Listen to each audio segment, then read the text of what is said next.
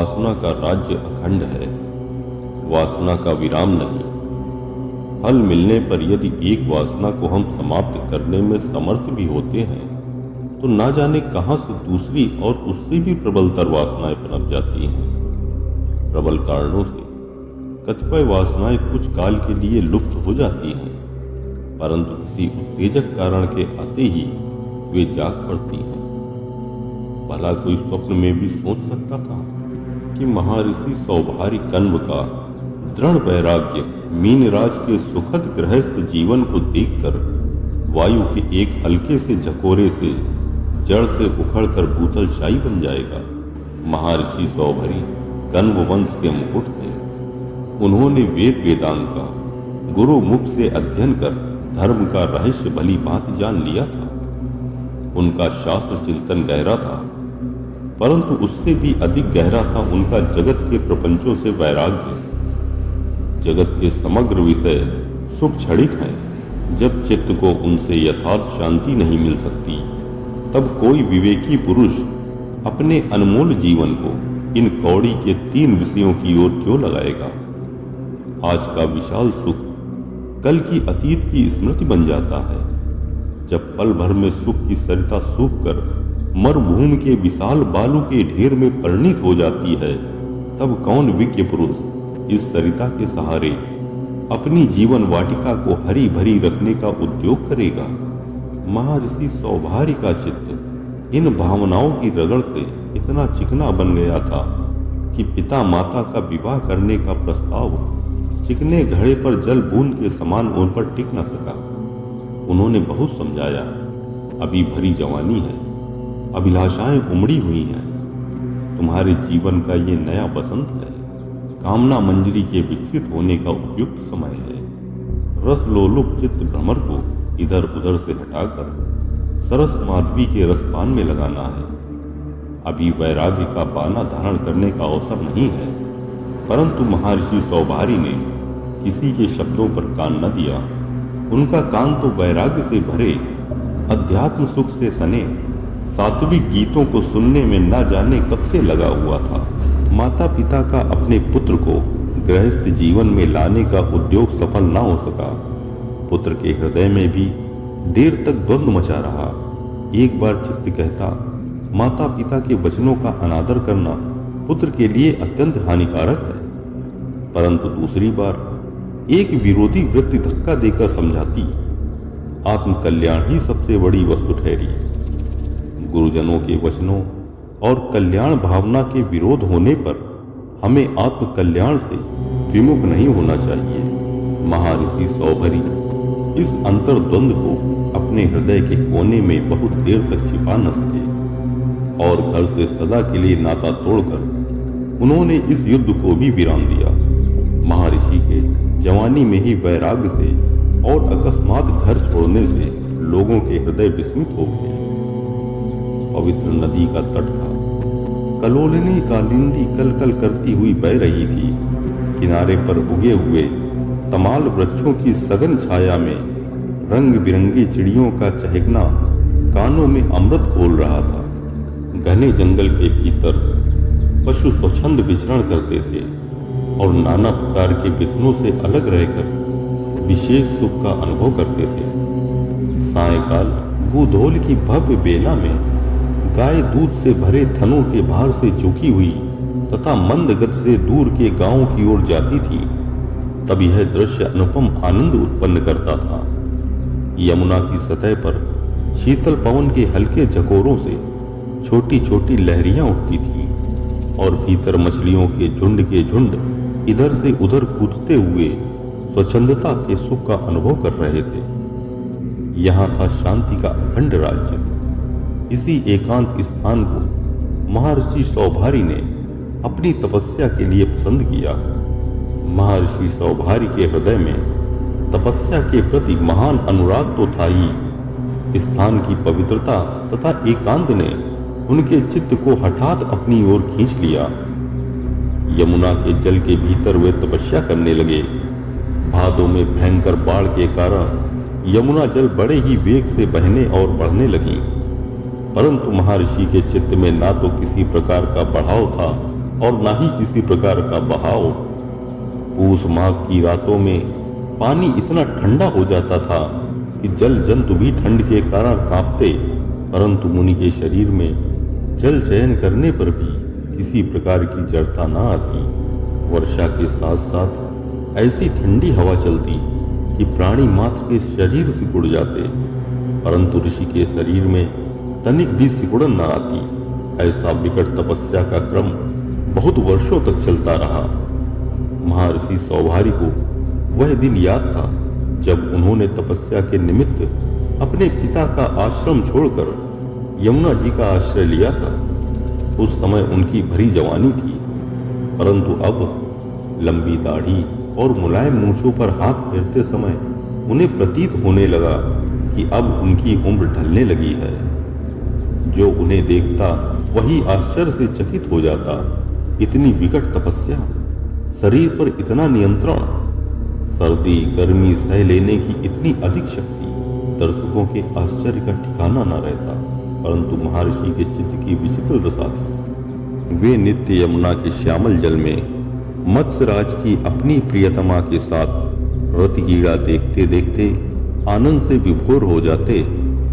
कभी पति अपनी मानवती प्रेयसी के मान भंजन के लिए हजारों उपाय करते करते थक जाने पर आत्मसमर्पण के मोहन मंत्र के सहारे सफल होता, और कभी वह मत्स्य सुंदरी इठलाती नाना प्रकार से अपना प्रेम प्रदर्शन करती, अपने प्रियतम की गोद का आश्रय लेकर अपने को कृतकृत्य मानती। झुंड के झुंड बच्चे मत्स्य दंपत्ति के चारों ओर अपनी ललित लीलाएं किया करते और उनके हृदय में प्रमोद सरिता बहाया करते। महर्षि ने देखा कि गृहस्थ जीवन में बड़ा रस है। पति पत्नी के विविध रसमय प्रेम कल्लोल, बाल बच्चों का स्वाभाविक सरल सुखद हास्य, परंतु उनके जीवन में रस कहाँ? रस अर्थात जल का आश्रय लेने पर भी चित्त में रस का नितांत अभाव था। उनकी जीवन लता को प्रफुल्लित करने के लिए कभी बसंत नहीं आया। उनके हृदय की कली को खिलाने के लिए मलयानिल कभी न बहा। भला यह भी कोई जीवन है? दिन रात शरीर को सुखाने का उद्योग, चित्तवृत्तियों को दबाने का विफल प्रयास। उन्हें जान पड़ता मानो मछलियों के छोटे छोटे बच्चे उनके नीरस जीवन की खिल्ली उड़ा रहे हैं।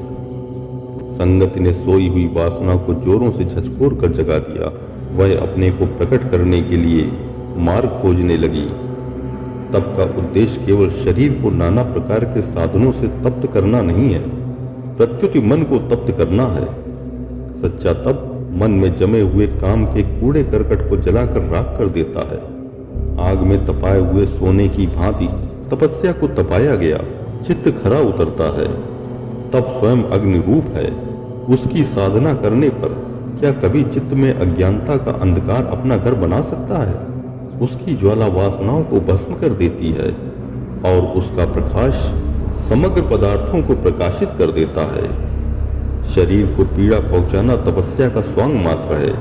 नहीं तो क्या इतने दिनों तक घोर तपस्या करने के बाद भी महर्षि सौभारी के चित्त में प्रपंच से विपरीत संसार के वैराग्य और भगवान के चरणों में सच्ची रति न होती? वैराग्य से वैराग्य ग्रहण कर तथा तपस्या को तिलांजलि देकर महर्षि सौभारी प्रपंच की ओर मुड़े और अपनी गृहस्थी जमाने में जुट गए। विवाह की चिंता में उन्हें कुछ बेचैन कर डाला। गृहिणी घर की दीपिका है, धर्म की सहचारिणी है। पत्नी की खोज में उन्हें दूर दूर जाना पड़ा। रत्न खोज करने पर ही प्राप्त होता है। घर के कोने में अथवा दरवाजे पर बिखरा हुआ थोड़े ही मिलता है। उस समय महाराजा मांधाता के प्रबल प्रताप के सामने संसार के समस्त नरेश नतमस्तक थे। वे सूर्यवंश के मुकुटमणि महाराज युवनाश्व के पुत्र थे। आर्यों की सभ्यता से सदा द्वेष रखने वाले दास्यों के हृदय में उनके नाम से कंपन उत्पन्न हो जाता था। वे सरयू के तट पर बसी अयोध्या नगरी में स्थित होकर विश्व के समस्त भूभाग पर शासन करते थे। महर्षि को यमुना तट से सरयू के तीर पर अयोध्या की राजसभा में सहसा उपस्थित देखकर उन्हें उतना आश्चर्य नहीं हुआ जितना उनके राजकुमारी से विवाह करने के प्रस्ताव पर। इस वृद्धावस्था में इतनी कामुकता। इनके तो अब दूसरे लोक में जाने के दिन समीप आ रहे हैं, परंतु आज भी इस लोक में गृहस्थी जमाने का ये आग्रह। परंतु महर्षि सौभारी की इच्छा का विघात करने से भी उन्हें भय मालूम होता था। उनके हृदय में एक विचित्र द्वंद्व मच गया। एक ओर तो वे अभ्यागत तपस्वी की कामना पूर्ण करना चाहते थे, परंतु दूसरी ओर उनका पितृत्व चित्त पर आघात देकर कह रहा था, इस वृद्ध जरद गव के गले में अपनी सुमन सुकुमार सुता को मत बांधो। राजा के इस विरोधी वृत्तियों को बड़ी कुशलता से अपने चित्त के कोने में दबाकर महर्षि सौभारी के सामने स्वयंवर का प्रस्ताव रखा। उन्होंने कहा, क्षत्रिय कुल की कन्याएं गुणवान पति को स्वयं वरण किया करती हैं, अतः आप मेरे अंतःपुर संरक्षक के साथ जाइए। जो कन्या आपको अपना पति बनाना स्वीकार करेगी, उसका मैं आपके साथ विधिवत विवाह कर दूंगा। कंचुकी वृद्ध को अपने साथ लेकर अंतःपुर में चला, परंतु तब उसके कौतुक की सीमा न रही जब वे वृद्ध अनुपम सर्वांग शोभन युवक के रूप में महल में दिख पड़े। रास्ते में ही महर्षि सौभारी ने तपस्या के बल से अपने रूप को बदल लिया। जो देखता वही मुग्ध हो जाता।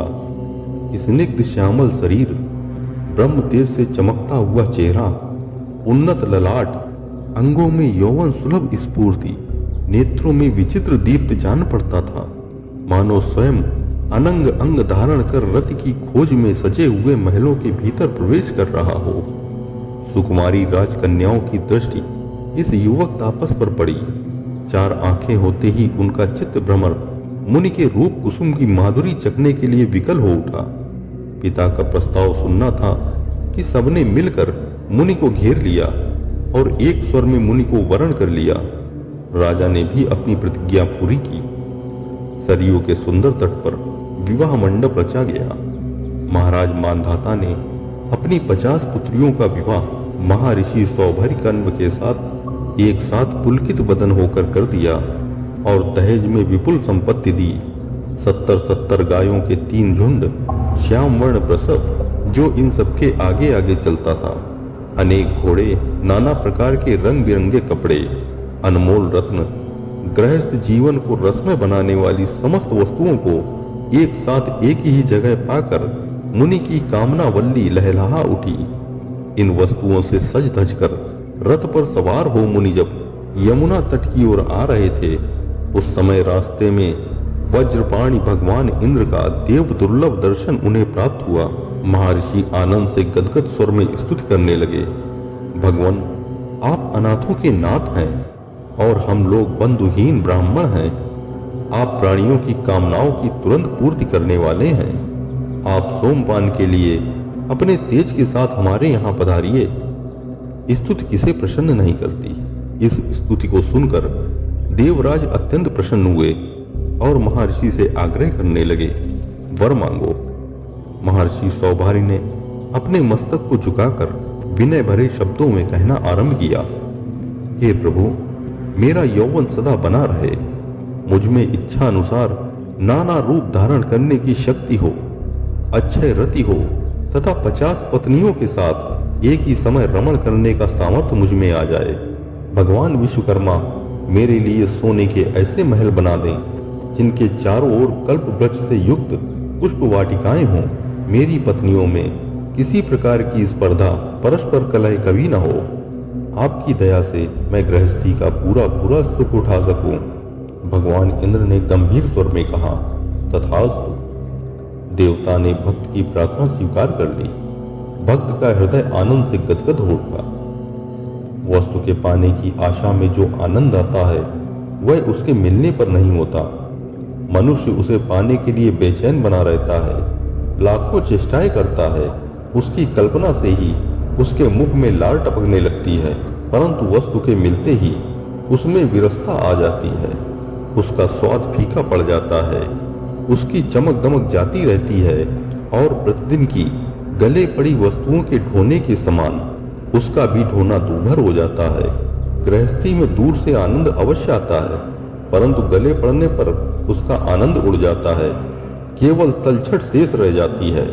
महर्षि सौभरी के लिए गृहस्थी की लता हरी भरी सिद्ध नहीं हुई। बड़ी बड़ी कामनाओं को हृदय में लेकर वे इस घाट उतरे थे, परंतु यहाँ विपदा के जल जंतुओं के कोलाहल से सुखपूर्वक खड़ा होना भी असंभव हो गया। विचारशील तो थे ही, विषय सुखों को भोगते भोगते उन्हें अब सच्चा वैराग्य उत्पन्न हो गया। वे सोचने लगे, क्या यही सुखद जीवन है जिसके लिए मैंने वर्षों की साधना का तिरस्कार किया है? मुझे धन धान की कमी नहीं है, मेरी गो संपत्ति अतुलनीय है।